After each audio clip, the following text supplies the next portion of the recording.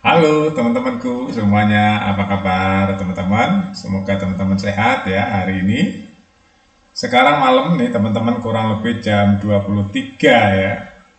Saya buat video ini. Jadi baru saja saya menyaksikan pertandingan Indonesia U17 melawan Korea Utara. Ya, jadi memang sudah banyak yang memprediksi akan susah lawan Korea Utara karena Korea Utara itu kelebihannya ya teman-teman ya, ini objektif ya, objektif nih. Ini kan olahraga bola ini olahraga fisik ya. Selain skill, fisik juga penting. Ini udah dianalisa oleh orang-orang Korea nih, saya baca beritanya ya teman-teman. Korea Utara ini memiliki kecepatan yang luar biasa. Dia akan mengandalkan kekuatan kecepatannya dan skillnya juga bagus, kekuatan juga kecepatannya bagus. Nah disitulah ternyata betul ya teman-teman, kalau kita melihat hasilnya Indonesia kalah 0-6 ya. Jadi Indonesia 0, Korea Utara 6. Ini telak sekali ya teman-teman. Bahkan Indonesia sulit sekali untuk coba untuk membobol gawang Korea Utara, itu peluangnya kecil sekali karena memang pertahanannya luar biasa. Ya, nggak masuk sampai ke pertahanan, baru mau masuk udah ke tackle, keambil alih oleh Korea Utara. Nah, di sini kelihatan Indonesia memang masih di bawah Korea Utara teman-teman U17 ini ya. Dari segi skillnya juga, dari segi fisiknya juga, dari segi kecepatannya juga ya. Nah ini udah kelihatan ya kalau kita amati satu persatu ya teman-teman. Nggak apa-apa. Ini adalah ya semua proses ya, proses pembelajaran. Bahwa Coach Nova sudah membawa timnas U17 sampai ke Piala Dunia ini udah luar biasa teman-teman ya. Ini luar biasa karena memang Indonesia itu kemarin main di Piala Dunia U17 itu memang dari hasil tuan rumah ya. Tuan rumah itu artinya otomatis masuk ke Piala Dunia. Nah sekarang Coach Nova membawa timnas U17 ke Piala Dunia ya teman-teman. Nah ini masih ada waktu. Jadi kekalahan ini kita lihat dari sudut positifnya saja teman-teman. Kalau memang secara objektif kompetitif di kelas dunia memang berat ya. Di situ ada Iran, ada Jepang, ada Arab Saudi yang mengalahkan Jepang ya di penalti.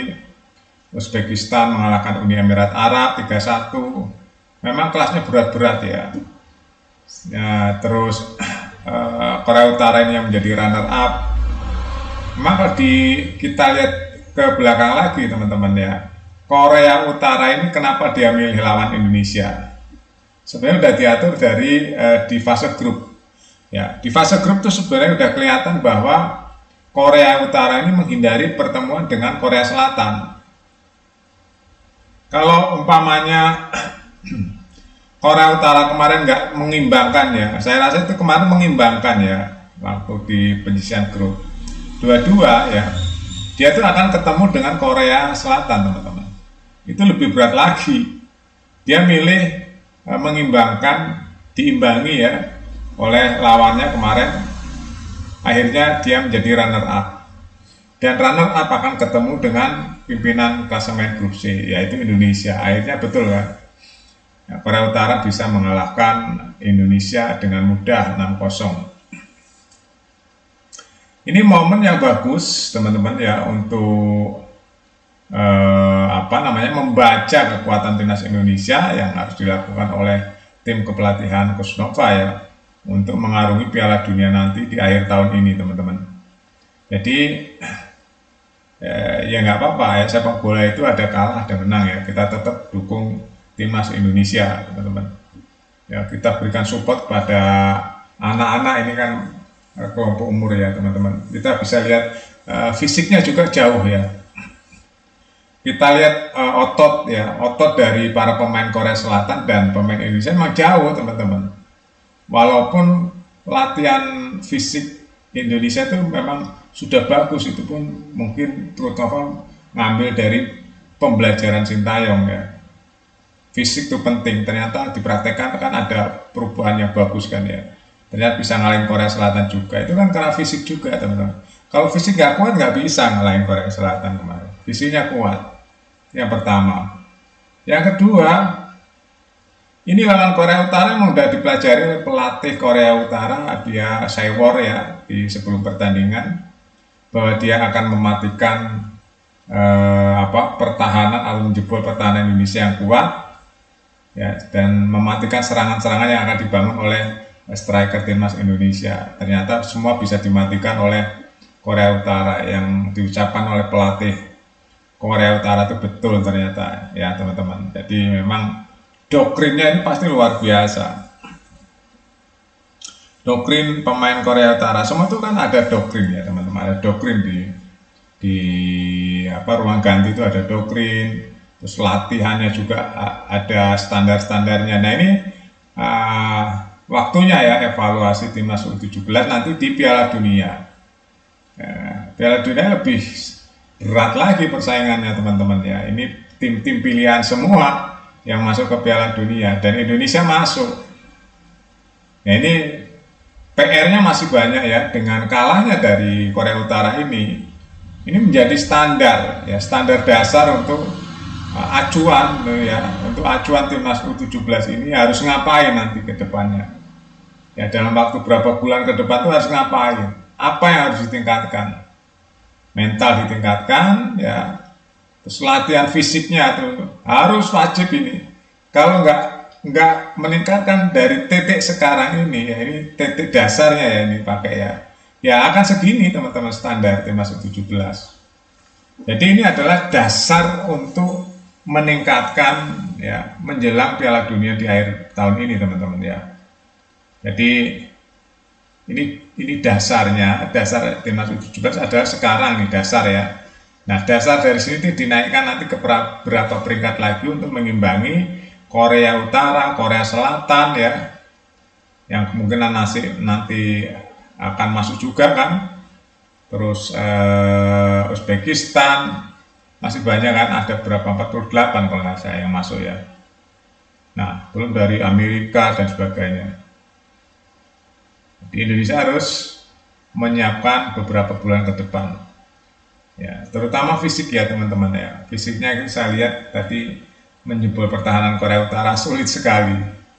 Itu kan semua juga karena hasil dari latihan ya teman-teman. Cara larinya pun beda. Kalau Korea Utara lihat tuh, udah menang banyak aja masih ngotot. Nah itu yang harus dicontoh. Jadi kita harus nyontoh hal-hal yang baik ya. Hal-hal yang baik itu contoh. Iya kok bisa ya, orang udah menang banyak mainnya masih ngotot tanpa kenal lelah begitu. Ya ini hal-hal yang baik dan empirik ya. Jadi bukti nyata bahwa kerja keras itu akan menghasilkan yang sesuatu yang baik. Ya, tanpa kerja keras ya kecenderungan naiknya susah. Yang pasti malah akan turun ya. Kalau apapun bidangnya, kalau nggak kerja keras akan turun teman-teman. Khususnya di sepak bola ya harus kerja keras. Kerja keras itu apa? Banyak hal ya. Fisiknya harus ditingkatkan, fitnessnya ya. Fitnessnya tuh kebugarannya itu harus ditingkatkan. Ya, skillnya juga, passing-passingnya juga, ya. Dan terutama mental itu juga harus ditingkatkan lagi. Banyak yang harus benahi dengan kekalahan telak dari Korea Utara ya. Timnas Indonesia masih banyak harus belajar meningkatkan banyak faktor dan ini harus diterima ya, jangan deny, jangan tidak menerima dan mengoreksi kekurangan, jangan, harus dikoreksi. Kenapa bisa kalah telak segini dan sulit sekali menjebol pertahanan Korea Utara, pertahanan ya sulit sekali lah melawan, apalagi kita 1 lawan 5 kalah ya, yang 5. Jadi Korea Utara dari 1 pemain doang bisa mengalahkan 5 pemain belakang Indonesia. Ini kan luar biasa. Nah ini harus dipelajari ya, ditingkatkan, dievaluasi kenapa bisa kalah telak seperti ini. Ini dari semuanya kalah Indonesia. Mental kalah, kecepatan kalah, skill juga kalah, body juga kalah ya. Pertarungan body juga kalah, jadi semua kalah, memang kalah kelas teman-teman ya. Ini harus dievaluasi dan harus ditingkatkan kalau ingin bersaing di kelas dunia. Harus ditingkatkan yang saya bilang tadi ya, fisiknya, skillnya, mentalnya, kecepatannya, ya, harus tingkatkan. Kalau enggak berat teman-teman, berat. Kita harus objektif di olahraga, itu harus objektif, sportif ya, jangan manipulatif. Di sport itu seperti itu ya, makanya sport namanya juga sport ya, sportif ya. Jadi harus objektif. Kalau kalah ya kita mengakui kalah, jangan kalah kita deny ya, nggak terima, jangan. Kita kalah ya kalah, karena olahraga sepak bola itu memang seperti itu. Nah, kejadian Indonesia melawan Korea Utara ini memang kita di bawah Korea Utara, harus terima ya. Tapi kita akan memperbaiki diri ya. Gimana supaya bisa mengejar ketertinggalan ini. Kita ambil positifnya ya teman-teman. Oke, itu aja teman-teman ya. Jadi ternyata kita masih di sini ya.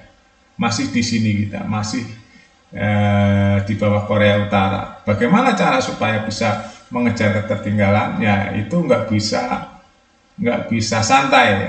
Nggak bisa santai ya. Nggak akan bisa ngejar yang udah gaspol. Kita harus gaspol dengan resiko kesandung-sandung ya. Maksudnya dengan resiko yang ngos-ngosan harus gaspol. Kalau nggak gaspol ya nggak akan ngejar. Nah, tujuan kita kan mengejar ketertinggalan, harus gaspol. Gaspol apanya? Latihannya di gaspol ya. Terus skillnya di gaspol, mentalnya juga gaspol. Jadi harus semuanya ditingkatkan. Oke, itu aja teman-teman ya. Kita sudah tahu kita ada di mana posisinya hari ini. Terima kasih teman-teman. Update terus berita-berita terbaru di Buat Makan TV. Sampai jumpa.